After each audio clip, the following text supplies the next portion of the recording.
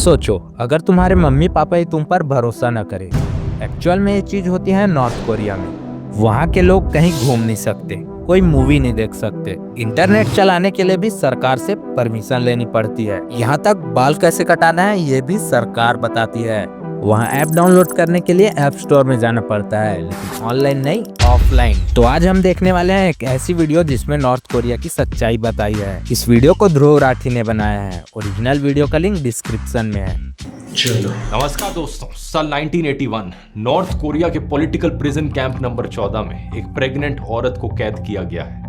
इस औरत का जेल में ही बच्चा पैदा होता है। अपने बच्चे का ये नाम रखती हैं शिन डोंग ह्यक, और ये लड़का जेल में ही बड़ा होता है। असल में बात क्या है कि नॉर्थ कोरिया की सरकार गिल्ट बाय एसोसिएशन के कॉन्सेप्ट में मानती है। अगर कोई व्यक्ति कोई पॉलिटिकल क्राइम करता है तो उसके पूरे परिवार को जेल में डाल दिया जाता है। एक इंसान के किए की सजा 3 जनरेशंस को भुगतनी पड़ती है, यानी कि दादा ने अगर कोई क्राइम किया है तो पोता भी जेल में जाएगा। इसलिए शिन डोंग बचपन से ही जेल में बड़ा हुआ, क्योंकि नॉर्थ कोरियन सरकार का मानना था कि उसका खून गंदा हो चुका है। जेल में उसका बचपन बहुत ही खराब हालातों में गुजरा। उसे खाने में सिर्फ थोड़ा सा मक्के का दलिया दिया जाता था। वो जिंदा रहने के लिए घास और चूहे खाने लगता था। इस प्रिजन कैंप में करीब 20,000 कैदी थे और इस कैंप के रूल्स बड़े सिंपल थे। अगर आप भागने की कोशिश करोगे तो आपको सीधा गोली से मार दिया जाएगा। अगर आप किसी दूसरे को भागने की बात करते हुए सुनते हो और रिपोर्ट नहीं करते तो आपको भी मार दिया जाएगा। एक दिन जब शिन डोंग 13 साल की उम्र का हो गया था, उसने अपनी माँ और अपने भाई को जेल से भागने का प्लान बनाते हुए सुना। उसे ज्यादा समझ नहीं थी, छोटा था, बेचारा भूखा था, तो उसने ये बात जाकर गार्ड्स को बता दी, इस उम्मीद में कि गार्ड्स उसे थोड़ा ज्यादा खाना दे देंगे। इसके 7 महीने बाद सभी कैदियों को ग्राउंड पर इकट्ठा किया जाता है और सबसे आगे शिन डोंग को लाकर खड़ा किया जाता है और उसकी आंखों के सामने प्रिजन गार्ड्स उसकी माँ को फांसी पर चढ़ा देते हैं और उसके भाई को गोलियों से मार देते हैं। ये सब देखने पर शिन डोंग को मजबूर किया जाता है और इसके बाद 6 महीने तक बेरहमी से उसका टॉर्चर भी किया जाता है। साल 2005 23 साल की उम्र पर शिन डोंग खुद भागने की कोशिश करता है इस प्रिजन कैंप से और चांस की बात है कि वो सक्सेसफुल हो जाता है। गार्ड्स की नजरों से बचते हुए किसी तरीके से ये नॉर्थ कोरिया छोड़कर चाइना पहुंच जाता है और वहां से साउथ कोरिया, और यही कारण है कि इसकी कहानी दुनिया को पता चल पाती है। आगे चलकर शिन एक ह्यूमन राइट्स एडवोकेट बनते हैं। यूनाइटेड नेशंस तक इनकी आवाज पहुंचती है और इन पर यह बड़ी फेमस किताब लिखी जाती है, escape from camp 14। In the Bible, you read about heaven and hell, and where in hell, those have to live amongst the flames. That's what the prison camp was like. Shin जैसे survivors की कहानियों पर आधारित आइए समझते हैं आज के इस वीडियो में दोस्तों कि नॉर्थ कोरिया में डेली लाइफ एक्चुअली में दिखती कैसी है। आम लोगों की जिंदगियां कैसी गुजरती हैं दुनिया की सबसे खौफनाक डिक्टेटरशिप में।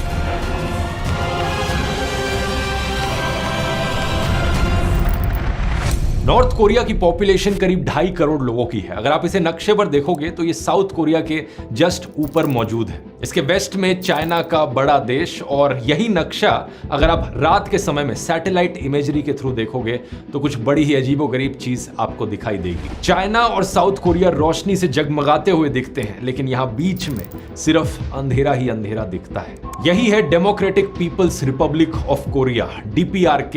ये नॉर्थ कोरिया का ऑफिशियल नाम है और इंटरेस्टिंग चीज देखो, इन्होंने अपने कंट्री के नाम में डेमोक्रेटिक डाल रखा है। इससे आपको पता चल जाना चाहिए कि अपने आप को डेमोक्रेटिक कहने से कोई डेमोक्रेटिक नहीं बन जाता। नॉर्थ कोरिया में लोग रात को पढ़ नहीं सकते, टीवी नहीं देख सकते, लोग शाम को 7 बजे ही सोने चले जाते हैं क्योंकि उन्हें अंधेरे में जीने की आदत हो गई है। साल 1995 में नॉर्थ कोरिया में मेंढकों की पॉपुलेशन धीरे धीरे गायब हो रही थी।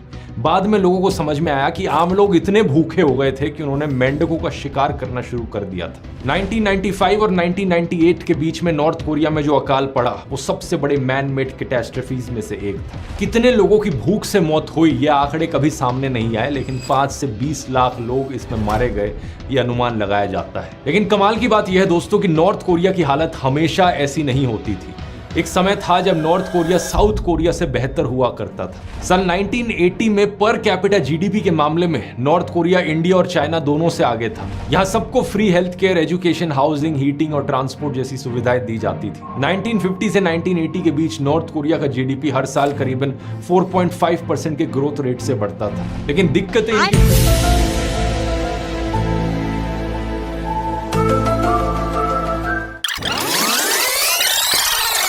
यहाँ सरकार की पूरी कोशिश रहती है लोगों की पर्सनल लाइफ के हर एस्पेक्ट को कंट्रोल करने की। कौन कहाँ रहेगा, क्या काम करेगा, कहाँ पढ़ेगा, ये सब सरकार डिसाइड करती है। इसके अलावा टीवी पर लोग क्या देखते हैं, इंटरनेट पर उन्हें क्या देखने को मिलता है, लोग कहाँ ट्रैवल करते हैं, कैसा हेयर स्टाइल रखते हैं, ये सब गवर्नमेंट कंट्रोल करती है। स्कूल से शुरू करें तो स्कूल एजुकेशन इनके देश में फ्री है और हाई स्कूल करना मैंडेटरी है। जो स्कूल नहीं जाता उसे सजा दी जाती है। लेकिन प्रॉब्लम यह है कि स्कूल में पढ़ाई नहीं होती। टीचर्स रिश्वत लेने के बाद ही किसी बच्चे पर ध्यान देते हैं और इसलिए जिनके पास पैसे होते हैं वो एक पर्सनल ट्यूटर रख लेते हैं अपने घर। जिनके पास पैसे नहीं है वो to be allowed to live in Pyongyang. जाना भी अनिवार्य है। Privilege for your kids to attend an institution. पैसे भी दो। असली में इनके स्कूलों की हालत कैसी है उसके ज्यादा वीडियोस ऑनलाइन मौजूद नहीं है, इसलिए जो वीडियोस आप देख रहे हो ये वो स्कूल है जो इनकी सरकार दिखाना चाहती है। इनके elite of the elite schools. School के बाद कॉलेज में फैमिली बैकग्राउंड देखकर और रिश्वत देकर एडमिशन होता है। कॉलेज के बाद सभी लड़कों को मिलिट्री में कंपलसरी सर्विस करनी पड़ती है जो 10 साल तक की हो सकती है। पॉलिटिकल सिस्टम देखा जाए तो डिक्टेटरशिप होने के बावजूद भी नॉर्थ कोरिया में हर 5 साल में पार्लियामेंट्री इलेक्शंस होती है। लेकिन बस बात यह है कि हर सीट पर सिर्फ रूलिंग वर्कर्स पार्टी का ही एक कैंडिडेट खड़ा हो सकता है और अगर इसके खिलाफ वोट किया किसी ने तो उसे देशद्रोही माना जाएगा। अगर आप ऐसा करोगे तो आपके घर इनकी सीक्रेट पुलिस पहुंच जाएगी और आपको पागल घोषित कर देगी। सीक्रेट पुलिस क्या है इसकी आगे वीडियो में बात करते हैं। लेकिन यही कारण है कि नॉर्थ कोरिया का जो वोटिंग परसेंटेज है वो 99.9% से भी ज्यादा है। ऑलमोस्ट हर एक इंसान यहाँ पर वोट देता है। सरकार वोटिंग को एक अनऑफिशियल सेंसस के तौर पर देखती है और जनता पर कंट्रोल रखने के लिए इस्तेमाल करती है। नॉर्थ कोरिया में कौन कैसे कपड़े पहनेगा, कैसे बाल कटाएगा, ये सब गवर्नमेंट तय करती है। इनकी एक अप्रूव्ड हेयर स्टाइल्स की लिस्ट है। अभी महिलाओं और पुरुषों के लिए सिर्फ 15-20 हेयर स्टाइल्स ही अप्रूव किए गए हैं। 2017 के न्यूज आर्टिकल में मेंशन की गई इस फोटो को देख सकते हो जिसमें आदमियों के 15 हेयर स्टाइल्स दिखाए गए हैं। अगर आपको अपने बाल कटाने हैं नॉर्थ कोरिया में तो इन 15 में से एक हेयर कट चुन लो। और एक चीज नोटिस करोगे आप कि इनके डिक्टेटर किम जोंग उनका जो खुद का हेयर कट है वैसा हेयर कट इस अप्रूव्ड लिस्ट में नहीं आता, क्योंकि वैसा हेयर स्टाइल किसी और को रखने की इजाजत नहीं है। वो जैसा चश्मा पहनते हैं नॉर्थ कोरिया में कोई भी और इंसान वैसा चश्मा नहीं पहन सकता। इस देश में लोग अपने बालों पर डाई भी नहीं कर सकते क्योंकि यहाँ डाई पर भी बैन है। इसके साथ साथ कपड़ों की बात की जाए तो ब्लू जीन्स, रिप्ड जीन्स और स्किनी जीन्स पर भी बैन लगा हुआ है। इसके अलावा ब्रांडेड कपड़े भी बैंड हैं क्योंकि इन्हें वेस्टर्न कल्चर के प्रभाव के तौर पर देखा जाता है। लड़कियों के लिए टाइट ड्रेस, छोटी स्कर्ट और सन हैट पहनने पर भी मनाही है। इन सब रूल्स के अलावा आपके कपड़े किसी भी एस्पेक्ट से वेस्टर्न कल्चर से इन्फ्लुएंस नहीं हो सकते। महिलाएं रेड लिपस्टिक नहीं लगा सकती। मेकअप को भी वेस्टर्न इन्फ्लुएंस के तौर पर देखा जाता है तो कम से कम मेकअप करना ही अलाउड है। अब इतने सारे रूल्स सुनकर आपके मन में भी सवाल उठेगा कि आखिर इन रूल्स को इंप्लीमेंट कौन करेगा। इसके लिए है दोस्तों नॉर्थ कोरिया में फैशन पुलिस। मजाक नहीं कर रहा। अगर किसी इंसान ने इन रूल्स को तोड़ने की कोशिश करी तो फैशन पुलिस का सामना उन्हें करना पड़ेगा। ये फैशन पुलिस के लोग आम जगहों पर घूमते रहते हैं चुप चुप कर। जो भी रूल्स के खिलाफ कपड़े पहनता नजर आता है उनके कपड़ों को काट दिया जाता है। कुछ लोगों को फाइन भरना पड़ता है और कुछ लोगों को तो जेल की भी सजा हो जाती है। एक इंसान के ड्रेसिंग स्टाइल को लेकर आखिर सरकार इतना क्यों कंट्रोल करना चाहती है? इसके पीछे कारण है कि इनकी सरकार फैशन को एक कल्चरल इन्वेजन के तौर पर देखती है। उनका मानना है कि ये वेस्टर्न कैपिटलिस्ट लाइफस्टाइल अगर इनके देश में घुस गया तो ये देश के लिए खतरा है। उन्हें इस बात का डर है कि अगर लोग विदेशी चीजों को पसंद करने लग गए तो अपने देश को पसंद करना बंद कर देंगे। नॉर्थ कोरियन सरकार इस मुद्दे पर इतनी सीरियस है कि 2005 में इन्होंने हेयर स्टाइल्स को लेकर एक प्रोपेगेंडा सीरीज भी बना दी थी। Let's trim our hair in accordance with the socialist lifestyle. इस प्रोपेगेंडा सीरीज में बताया गया कि लंबे बाल रखना अनहेल्दी होता है और इनसे इंसानों की बुद्धि कम हो जाती है। नॉर्थ कोरिया में आम लोगों के लिए नए प्रोडक्ट्स या सर्विसेज की डेवलपमेंट भी ना के बराबर है। हमारे देश से कंपेयर करो तो टेक्नोलॉजिकल प्रोग्रेस जैसे यूपीआई ने बहुत अच्छे से ग्रो किया है, लेकिन वहां पर किसी भी सेक्टर में प्रोग्रेस ना के बराबर है। बाकी किसी भी आम देश में टेक्नोलॉजिकल प्रोग्रेस के साथ नई सर्विसेज भी ग्रो करती है। हमारे आज के वीडियो के स्पॉन्सर अपने नॉर्थ कोरिया के टॉपिक पर वापस आते हैं। इस टोटलिटेरियन विचारधारा का अगला एस्पेक्ट आता है लोगों की मूवमेंट को कंट्रोल करना। लोग अपने ही देश में एक हिस्से से दूसरे हिस्से नहीं जा सकते। क्यों? इसके लिए उन्हें परमिशन लेनी पड़ती है और पर्पस बताना पड़ता है कि वो ये क्यों कर रहे हैं। ये तो बात हुई डोमेस्टिक ट्रैवल की, लेकिन अगर कोई इंटरनेशनल ट्रैवल करना चाहे, अपने देश से बाहर घूमने जाना चाहे तो उस पर और भी ज्यादा स्ट्रिक्ट बैन लगा हुआ है। कोई भी सरकार की अनुमति के बिना देश से बाहर नहीं जा सकता और बिना परमिशन के बाहर जाने को देश के साथ विश्वासघात माना जाता है। ऐसा अगर कोई करेगा तो उसके पूरे परिवार को फोर्स्ड लेबर और टॉर्चर से लेकर उम्र कैद और मौत तक की सजा हो सकती अरे है। जिन भाई। शिनडोंग की कहानी मैंने आपको वीडियो के शुरू में बताई थी, जानते हो कि उनका पूरा परिवार क्यों बंद था इस प्रिजन कैंप में? क्योंकि शिनडोंग के एक अंकल साउथ कोरिया भाग गए थे। इस बात के लिए पूरे परिवार की कई जनरेशंस को जेल में डाल रखा था इस प्रिजन कैंप। देश इस बात पर भी इनकी सरकार इतनी सीरियस है कि कोविड के खाना। बाद बॉर्डर गार्ड्स को देश छोड़ने या देश में घुसने की कोशिश कर रहे किसी भी इंसान को देखते ही गोली मारने का आदेश था। इस आदेश के बाद 14 लोगों की गोली मारकर हत्या कर दी गई थी। लेकिन इतने खतरे के बावजूद भी दोस्तों लोग देश से भागने की कोशिश करते रहते हैं। ज्यादातर लोग भागकर चीन जाते हैं क्योंकि लैंड बॉर्डर से कनेक्शन उसी तरफ ज्यादा आसान है। लेकिन चाइना खुद एक डिक्टेटरशिप है और चाइना की सरकार इन लोगों को वापस नॉर्थ कोरिया को सौंप देती है। 2023 की इस खबर को देखिए, चाइना ने लगभग 500 लोगों को जबरदस्ती वापस नॉर्थ कोरिया भेज दिया। एंटरटेनमेंट की बात की जाए तो नॉर्थ कोरिया में कोई फॉरेन मूवीज रिलीज नहीं होती हैं। यहाँ टीवी और रेडियो पर सरकारी चैनल ही आते हैं जिन पर सरकार का प्रोपेगेंडा भर भर कर दिखाया जाता है। The morning broadcast begins with the national anthem and tributes to North Korea's former rulers.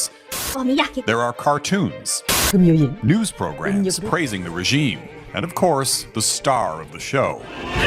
साले गेंडे को Kim Jong-un is presented as a god, provoking fan frenzies reminiscent of Taylor Swift, a man of the people, even braving floodwaters, narrowly dodging tree branches to rescue his citizens. Foreign shows और movies देखना भी एक गंभीर अपराध है, पकड़े जाने पर सख्त सजा होती है। 2022 की इस खबर को देख लीजिए। एक साउथ कोरियन ड्रामा देखने और डिस्ट्रीब्यूट करने के लिए 2 टीनेजर्स को 12 साल हार्ड लेबर की सजा सुनाई। इमेजिन करके देखो, यहाँ पर कोई बच्चा एक साउथ कोरियन मूवी देखना चाहता है और इस गुनाह के लिए उसे 12 साल जेल में डाल दिया जाए। 2022 की एक और खबर है जहाँ साउथ कोरियन फिल्में और म्यूजिक देखने और शेयर करने के लिए एक युवक को तो सरेआम गोली मारकर मौत की सजा दे दी गई थी। लेकिन इसके बावजूद भी एंटरटेनमेंट की इतनी सख्त कमी है देश में कि लोग छिप छिप कर साउथ कोरियन ड्रामास को स्मगल करते हैं। यहाँ के लोकल मार्केट्स में ब्लैक में आपको साउथ कोरियन फिल्में मिल जाएंगी। पहले क्या होता था, इनकी डीवीडीज मिलती थी तो लोग पुराना चाइनीज डीवीडी प्लेयर खरीद कर ये शोज देखते थे अपने घर में। इनको पकड़ने के लिए सरकारी अथॉरिटीज रैंडमली बिजली काट देते थे। लाइट जाने का मतलब है कि सीडी डीवीडी वहीं अटक जाएगी, वो बाहर नहीं आ सकती उस डीवीडी प्लेयर से। उसके बाद तो इस चेकिंग दौरान होगा। अंधेरी रात में वो घुसते थे लोगों के घरों में और डीवीडी प्लेयर्स फिर जबरदस्ती खोलकर देखते थे कि कौन सी डीवीडी लगी हुई है। टाइम के साथ साथ लेकिन लोगों ने यूएसबी स्टिक्स का इस्तेमाल करना शुरू कर दिया और इन्हें छुपाना ज्यादा आसान होता है। Even though North Koreans lack internet connections, they can watch smuggled movies and TV shows on their computers or on भाई, Chinese movie video देखना players with smuggling USB कब ports से हो like गया? these called Notels. ये विदेशी shows और movies देखते समय लोग अपने घर की लाइट्स और सारी खिड़कियां बंद करके देखते हैं ताकि पड़ोसियों को भी ना दिख सके और आवाज बहुत कम करके शोज देखते हैं। इंटरनेट की बात करी जाए तो बहुत ही लिमिटेड इंटरनेट नॉर्थ कोरिया में चलता है। इसे चलाने के लिए भी सरकार की परमिशन लेनी पड़ती है। परमिशन लेने के बाद एक लाइब्रेरियन 2 लोगों के बीच बैठा रहता है, नजर रखता है कि आप क्या सर्च कर रहे हो इंटरनेट पर।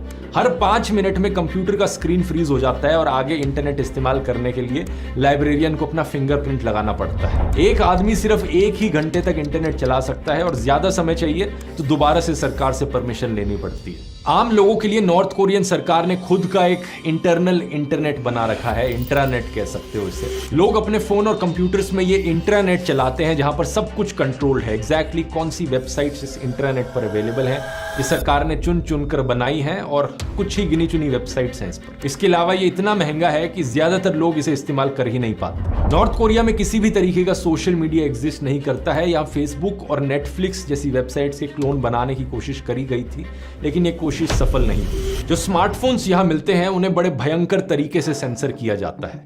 उन फोन्स के जरिए आप कोई भी इंटरनेशनल कॉल नहीं कर सकते। एक रैंडम टाइम पर फोन का ऑपरेटिंग सिस्टम एक स्क्रीनशॉट लेता है। ये स्क्रीनशॉट सरकार के पास जाता है ताकि देख सके सरकार की एग्जैक्टली आप अपने फोन पर क्या कर रहे हो। इसके अलावा इन स्मार्टफोन्स में सॉफ्टवेयर की कोडिंग इस तरीके से करी गई है कि सिर्फ गवर्नमेंट सरकार द्वारा अप्रूव्ड एप्स डाउनलोड करने के लिए कोई ऐप स्टोर नहीं है, उसके लिए भी लोगों को एक फिजिकल स्टोर में जाना पड़ता है। इमेजिन कर सकते हो कि कितनी घुटन में यहाँ पर लोग अपनी जिंदगी जी रहे होंगे। रिलीजन की बात करी जाए तो नॉर्थ कोरिया ऑफिशियली एक एथिस्ट देश है। लोगों को कोई भी रिलीजन प्रैक्टिस या प्रीच करने की आजादी नहीं है और इसकी सजा भी मौत हो सकती है।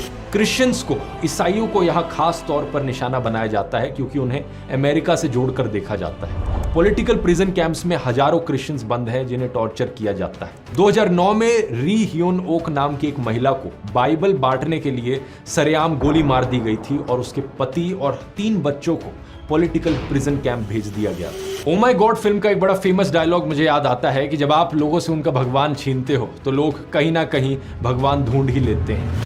लोगों से उनका धर्म कभी मत छीनना। अगर तुम लोगों से उनका धर्म छीनोगे तो वो तुम्हें अपना धर्म बना लेंगे। नॉर्थ कोरिया में किम परिवार खुद एक रिलीजन की तरह बन गया है। खासकर नॉर्थ कोरिया के पहले सुप्रीम लीडर किम इल सुंग और दूसरे supreme leader Kim Jong Il, इन दोनों को देवताओं की तरह पूजा जाता है। इन सालों को पूजा जाता है। घर, ऑफिस, स्कूल और हर एक पब्लिक प्लेस पर इन दोनों नेताओं की तस्वीरें और मूर्तियां हैं। नॉर्थ कोरिया में आप कहीं भी घूमोगे आपको ऐसा लगेगा जॉर्ज ऑरवेल की 1984 नॉवेल के बिग ब्रदर की तरह ये दोनों नेता हमेशा आपको देख रहे हैं। जगह जगह फोटो। सीक्रेट पुलिस घर घर जाकर चेक करती है और अगर इनकी तस्वीरें आपके घर में नहीं मिलती तो आप पर कार्रवाई होती है। लोगों को इन तस्वीरों और मूर्तियों की अपनी जान को खतरे में डालकर भी रक्षा करनी होती है। अगर कोई ऐसा नहीं करता तो उस पर कार्रवाई हो सकती है। साल 2020 का एक केस है जहां पर महिला ने अपने नेताओं की तस्वीरों को बचाने की बजाय अपने 2 बच्चों को बाहर निकाला तो उस महिला को जांच का सामना करना पड़ा और हॉस्पिटल में भर्ती हुए उसके 2 बच्चों को दवाइयां भी नहीं दी सरकार ने। एक और केस देखिए, एक व्यक्ति ने बताया कि जब उसके पिता ने अनजाने में अखबार में छपी किम जोंग इल की तस्वीर को गंदा कर दिया तो उनके पिता को पॉलिटिकल प्रिजन कैंप भेज दिया गया। नॉर्थ कोरिया में आम लोगों की इकोनॉमिक कंडीशन बहुत खराब है। देश की 69% आबादी इतनी गरीब है कि उनके पास 2 वक्त के खाने और पानी, एजुकेशन, हॉस्पिटल जैसी बेसिक जरूरतों के लिए भी पैसे नहीं है। ज्यादातर घरों में फ्रिज, वॉशिंग मशीन और साइकिल जैसी रोजमर्रा के जीवन की चीजें भी नहीं है। इसका एक बड़ा कारण यह है कि देश में लगभग सभी आदमी, सभी पुरुष गवर्नमेंट असाइंड जॉब करते हैं। इनको अभी भी साल 1990 से पहले के रेट के हिसाब से सैलरी मिलती है, जो कितनी तनख्वाह होती है आप भी जानकर हैरान हो जाएंगे। पर मंथ 7 से 9 किलोग्राम मक्के के बराबर है। ये अपनी मंथली सैलरी से सिर्फ 7 से 9 किलोज कॉर्न खरीद सकते हैं। 2014 में नॉर्थ कोरिया छोड़ चुके एक डॉक्टर ने बताया कि डॉक्टर्स को मंथली 3500 वॉन सैलरी मिलती है, जिससे 1 किलो चावल भी नहीं आता। क्योंकि परिवार में जो मर्द हैं उनकी इतनी कम कमाई है तो ज्यादातर नॉर्थ कोरिया के परिवारों में घर महिलाओं की कमाई से चलता है। जिन औरतों की शादी हो गई है उन्हें गवर्नमेंट असाइन जॉब करने को मजबूर नहीं किया जाता और वो लोकल मार्केट में काम करके पैसे कमाती हैं।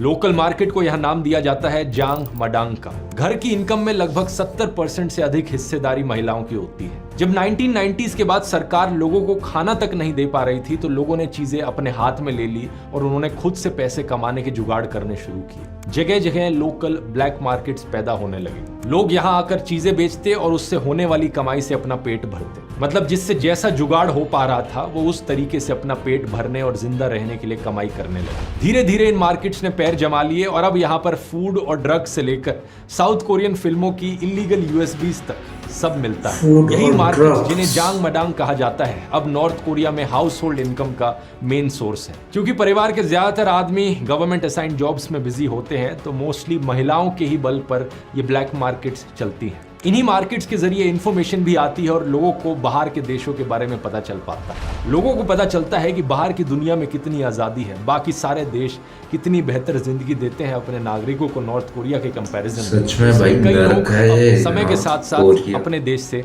डिसइल्यूजन भी होते जा रहे हैं नॉर्थ कोरिया में। सभी लोगों की पॉलिटिकल लॉयल्टी के आधार पर पूरा देश 3 क्लासेस में बट गया है। सबसे पहली कोर क्लासेस यानी वफादार लोग, दूसरी वेवरिंग यानी वो लोग जो संदेह के दायरे में आते हैं, जो अनश्योर हैं, और तीसरी हॉस्टाइल यानी वो लोग जिन्हें सरकार का दुश्मन माना जाता है। यूनाइटेड नेशंस के इस डॉक्यूमेंट में देखिए इसे सोंगबुन सिस्टम कहा जाता है। कौन कहां रहेगा, उसका क्या ऑक्यूपेशन होगा, उसे सरकार की तरफ से कितना खाना मिलेगा, हेल्थ केयर, एजुकेशन और बाकी सारी सुविधाएं मिलेंगी, ये सब सोंगबुन तय करेगा। नॉर्थ कोरिया में शादी तक सोंगबुन देखकर होती है। एग्जाम्पल के तौर पे इनकी जो राजधानी है प्योंगयांग, ज्यादातर रिसोर्सेज और अपना पैसा सरकार वहीं पर खर्च करती है ताकि इसे बढ़ा चढ़ा कर दिखाया जा सके। तो वहां रहने वाले लोग यूजुअली सिर्फ कोर क्लास के लोग होते हैं। हॉस्टाइल क्लास के लोगों को इस शहर के 50 किलोमीटर के दायरे में रहने की परमिशन नहीं है। सरकार को जिन लोगों पर शक होता है अक्सर वो उन्हीं के ही परिवार के लोगों का इस्तेमाल करती है जासूसी करने के लिए। हॉस्टाइल क्लास के नागरिकों से एक दूसरे की जासूसी कराई जाती है। इसके कारण लोग अपने फैमिली मेंबर्स को भी कुछ नहीं बताते क्योंकि उन्हें भरोसा नहीं है कि कौन जासूसी करते हैं। ऐसा ही एक केस हुआ था ये वाला, जहां पर एक महिला को 10 साल के लिए पॉलिटिकल प्रिजन कैंप भेज दिया गया क्योंकि उसकी बहू ने अधिकारी को बता दिया कि वो बेटे के साथ देश से भागने की प्लानिंग कर रही थी। अगर किसी परिवार का कोई भी मेंबर या रिलेटिव कोई भी पॉलिटिकल क्राइम कर देता है तो पूरी फैमिली का जो क्लास है यहाँ पर सोंगबुन क्लास, उसे घटा दिया जाता है। नॉर्थ कोरिया के लोगों की एक और बड़ी प्रॉब्लम है फोर्स्ड लेबर, एक तरीके से मॉडर्न डे स्लेवरी। कंस्ट्रक्शन से लेकर खेतों, खदानों और फैक्ट्री तक हर जगह लोगों से फोर्स्ड लेबर के जरिए 12 से 18 घंटे तक काम कराया जाता है। हालत इतनी खराब है कि नॉर्थ कोरिया देश की पूरी इकोनॉमी इस फोर्स्ड लेबर पर चल रही है क्योंकि जो पैसा है वो हथियार बनाने में खर्च कर दिया जाता है। सबसे ज्यादा फोर्स्ड लेबर डिटेंशन सेंटर्स और पॉलिटिकल प्रिजन कैंप्स में बंद कैदियों से कार्रवाई कराई जाती है। नॉर्थ कोरिया के कानून में मजदूरी करवाकर प्रिजनर्स को ठीक किया जाता है। और बस भाई, ये साला देश है या नर्क? तुम मन से बाल कटा सकते हो ना इंटरनेट यूज कर सकते हो। इस देश में लोग कैसे घुट घुट कर रहते होंगे। न तो बाहर जा सकते हैं न तो भाग सकते हैं, फिर भी जीना पड़ रहा है। बस यार, आज के लिए इतना ही।